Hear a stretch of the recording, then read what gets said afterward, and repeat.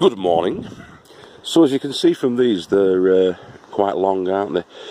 I'm going to make a bed this morning that's going to be 20 inches high by 3 feet wide by 16 feet long. And the first step for that is, as you look at this, because it's reclaimed decking timber, there's quite a considerable amount of nails in it. So the first job is to get these down, 5 of these down. At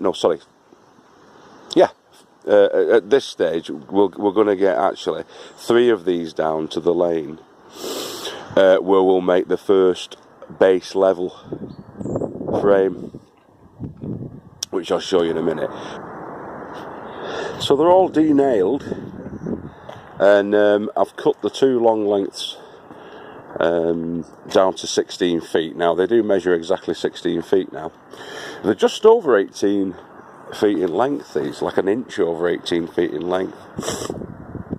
So those are the 2 sections that I've cut off, but I want it to be 3 feet wide. Now if they're 18 feet or just over 18 feet, you will get 6 3-foot lengths out of it. So I've marked those on, as you can see there. Yeah, and there's 6 of them.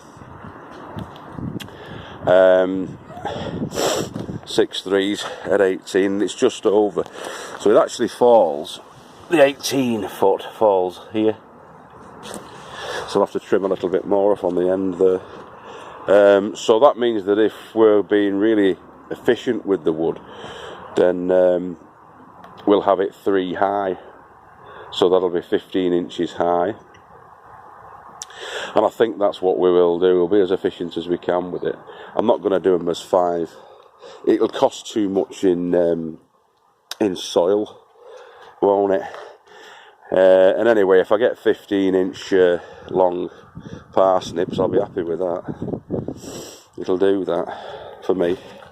We're not looking for the prize winners. We're looking for quantity, not quality, not length, if you like, on these ones, on the fruit and the veg. Okay, so next step will be knocking these together, so I'll show you that now.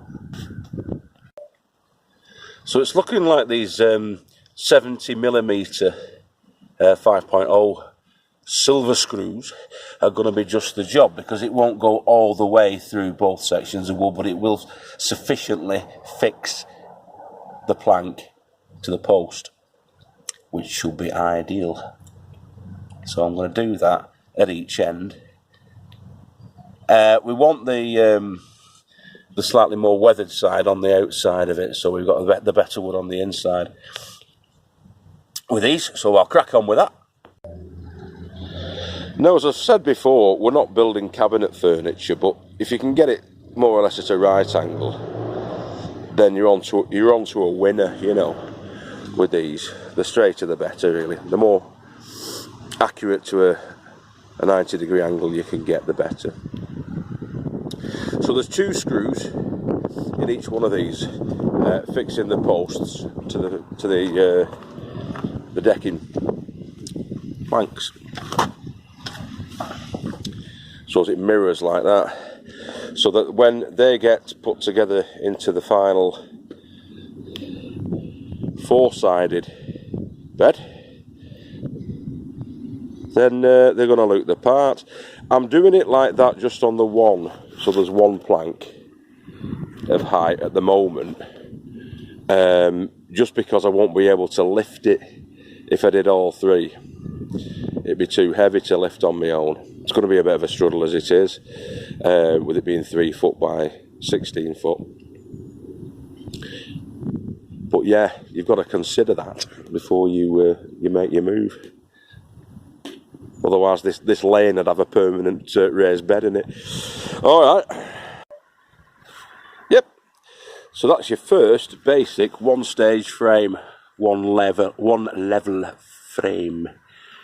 1 level frame, Clarice, frame for the raised bed. A little bit of Hannibal Lecter for you there. So these are all screwed, and there are 2 screws per facing. at each corner. As you can see, those are offset. So one's actually going into the decking timber, the other one's going into the post. You've got them both in the post on that side. Doesn't really matter, I don't think, as long as they're securely fixed. And so that is then 3 feet by 16 feet. That baby. And as I say, that's the one layer. There's another 2 at least that are going to be going on to that. And I know what you're going to say. You're going to say, oh, those posts are going to be sticking up in the air. Well, that's because it's upside down. When we put it into the earth, we flip it over. And those posts that are remaining go into the soil. Okay. Now, unfortunately for my back, that bed that I've just made down there is going here, where all this big, massive mound of wood is. So I'm going to have to move that, and that, and that, and those 2 out of the way so that the bed can go in here. So that's the next phase. That's going to take us about 10 or 15 minutes, so hang on.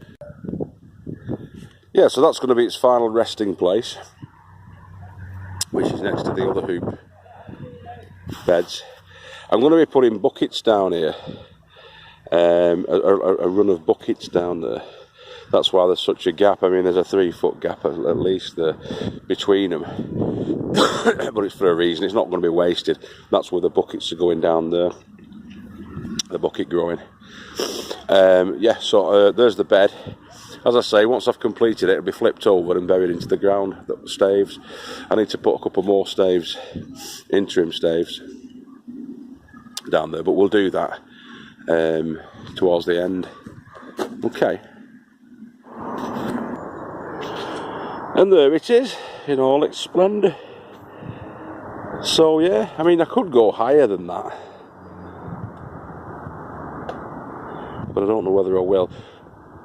I had the misfortune of snapping my jigsaw blade, so I've got a sore shoulder now because there's a lot of cutting to do for these 3-foot lengths and the rest of it, the noggins and everything that I was putting in there. That's to brace it in the middle. I'm going to put another one probably down there as well, or a couple of them, you know, just to give it a bit more strength in the middle, because it's quite long. It is 16 feet long at the end of the day. It's a pretty big boy.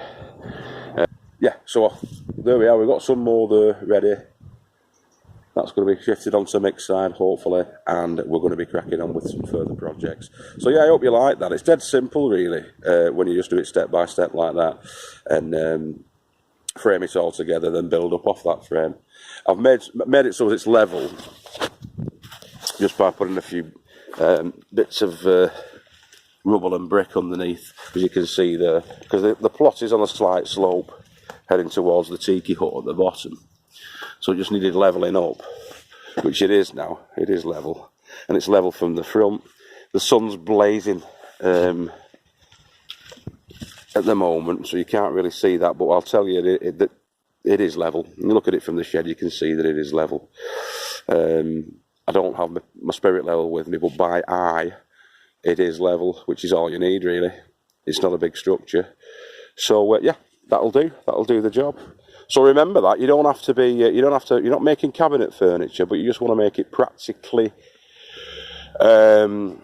useful and fit for purpose, which that is, and it's a big long one. We can get spuds in there, we can get all sorts, we can get the roots in there, and whatever else we want to grow. And I think it should do us proud, that. Yeah? Alright, catch you all later. Have a wonderful weekend.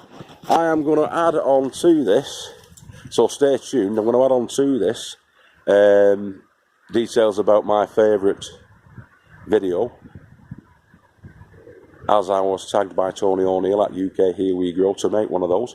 So I'm going to do that, and I'm also going to nominate my three gardening channels and tag them so that they can suggest their own favourite video. So that's going to be coming up in the next minute or two for you.